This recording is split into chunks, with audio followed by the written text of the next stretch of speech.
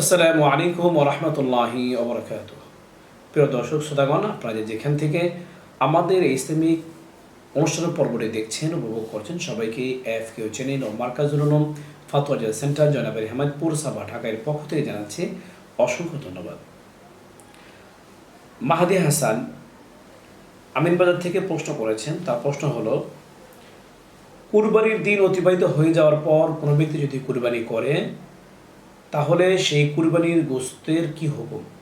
বিষয়টি জানালে অনেক খুশি হব। মাহাদি হাসানকে প্রশ্নের জন্য অসংখ্য ধন্যবাদ।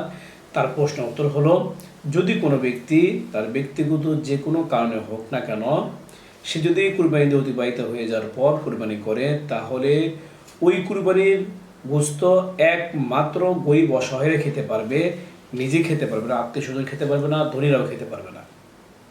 কেননা সেটি মানতের পর্যায়ে চলে যায়, সেটি সাদাকাতের পর্যায়ে চলে যায়। এই জন্য গরিব অসহায়দের মাঝেই দিতে হবে, নিজেরা খাওয়ার কোনো সুযোগ এখানে নেই।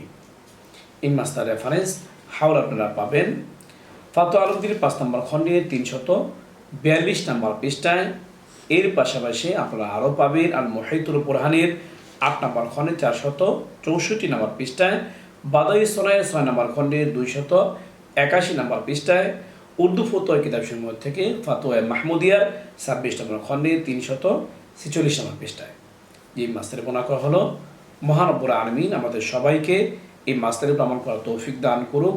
এরকম গুরুত্বপূর্ণ ইসলামিক প্রশ্ন উত্তর জানতে চাইলে এখনও যারা আমাদের ইউটিউব চ্যানেলটি সাবস্ক্রাইব করেননি, দিনই খাতিরে মহব্বতের খাতিরে সাবস্ক্রাইব করে নেবেন। ভিডিওটি ভালো লাগলে লাইক ও শেয়ার করবেন। তাছাড়া আপনাদের কোনো প্রশ্ন থাকলে ইউটিউব কমেন্ট বক্সে আপনারা প্রশ্ন করতে পারেন। এর পাশাপাশি আমাদের একটি এফকিউ নামে ফেসবুক পেজও রয়েছে, সেখানে গিয়ে ফলো লাইক দিয়ে আমাদের পাশে থাকতে পারেন। চাইলে সেখানে কমেন্টে আপনারা প্রশ্ন করতে পারেন। আপনাদের প্রশ্ন উত্তর যথাসময়ে দেওয়ার চেষ্টা করব। ওমা তৌফিকি ইল্লা বিল্লাহ।